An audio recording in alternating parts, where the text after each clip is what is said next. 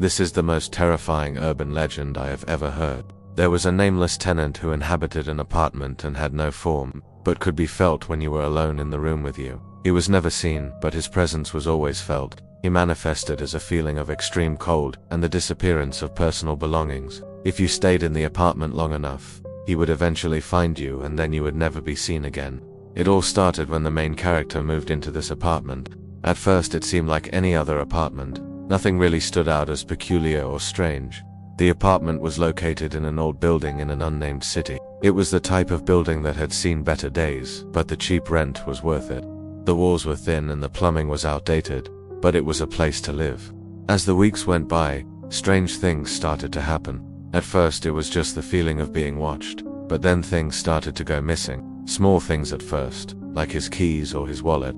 Then bigger things like his clothes or his shoes.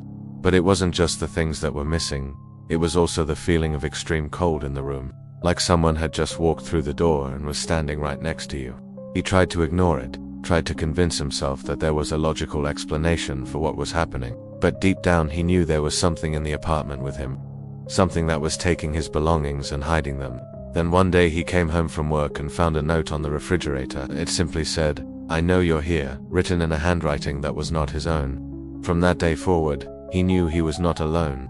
The entity began to make its presence known more and more each day. It would move his furniture, rearrange his belongings, even leave strange symbols on his walls. He tried to fight back, tried to make the space his own, but it was no use. Finally, after months of being tormented by the nameless tenant, he packed up his things and left the apartment.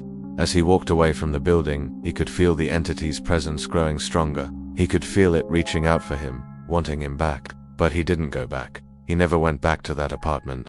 To this day, he wonders if the entity is still there, waiting for its next victim. That's all for today. See you next time.